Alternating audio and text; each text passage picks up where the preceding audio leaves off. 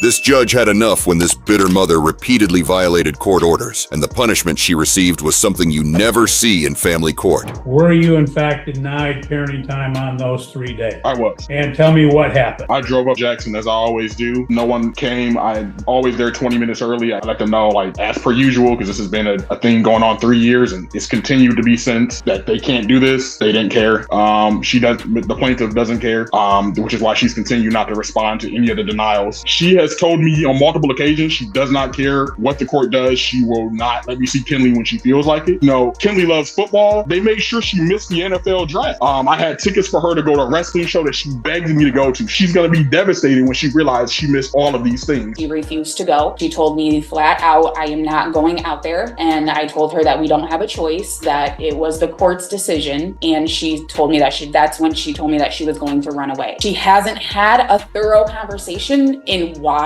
she doesn't want to go out there, aside from demonstrating a little bit more like tomboyish behavior, and said that her father threatened to keep her away from her cousins if she continued to act like a boy, and that she needed to act like a girl. She does suffer from gender dysphoria. So just those small comments can have a big impact on how Kinley is feeling and her mental health at this point. More embarrassingly, she's coming into maturity and is about to start her period. She does not want to start her period with her father. She would like to go through that experience with her mother, which I respect. I have no control. I have no knowledge to know when exactly that will occur. So what you're saying is then we never let her go with her father because we don't know when that's going to happen. Absolutely not. There's obviously something triggering this immediate, yes, I'm willing to go, and now I'm not going. And I don't have a clear answer of what that is. It's just that if these have been lies that Ms. Claywell just used, if all of this was a thing, she could have just responded to all the denials. She hasn't responded to none of them. As recent as this week, I just got one she refused to respond to. I just want to spend time with my child, and these reasons Ms. Claywell is creating are simply not true. The court will find in this case that she has not complied with the order at the current time for these additional 3 denials and additional 6 overnights. The court will hold her in contempt. And Ms. Claywell, what I'm going to do is, this is a history. This isn't a one-time. It isn't something that's occurred, as you say, because of the child's gender dysphoria. This has happened when she was 9 years old, before any of that happened, until the current time. What the court is going to do, I am remanding you to the custody of the Calhoun County Sheriff, where you will remain until the child goes for parenting time.